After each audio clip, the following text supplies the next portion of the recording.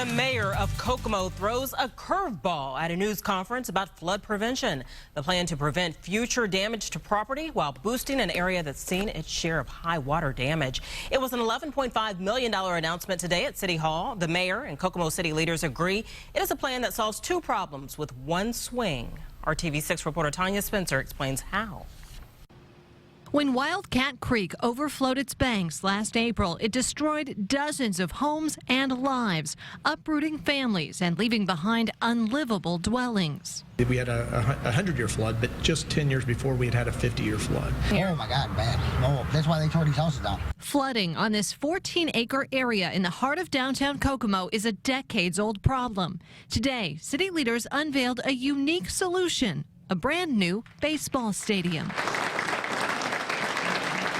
Little did we know that these two needs, the need for comprehensive flood mitigation and the need to reestablish a first-class baseball facility, would eventually merge into one of the largest new developments in downtown's history. The goal has been to end the cycle of personal loss on the scale witnessed last year and to repurpose the land for a productive, safe use.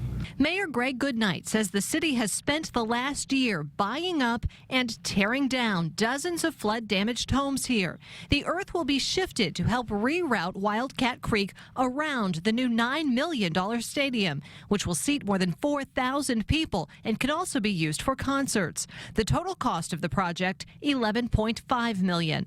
In a city that Forbes magazine listed as the third most dying city just a handful of years ago, when unemployment was 20% and Chrysler, GM, and Delphi were bankrupt, many people hope this state-of-the-art stadium will bring excitement and life back to an area that's seen so much suffering. It became evident to me early on that this project was a piece of the puzzle of our community becoming more than it is. This is much more than a new baseball stadium. You think that's a good plan, or were you having doubts? I really have my doubts because it floods bad over here.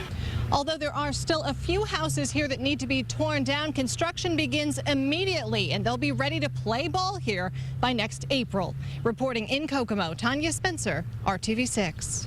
And the city is taking out a 15-year bond to pay for the project. This is phase one of the flood mitigation plan. The total plan will include 2 to 3 years of improvements, which will include dredging the creek bed and creating retention ponds away from the downtown.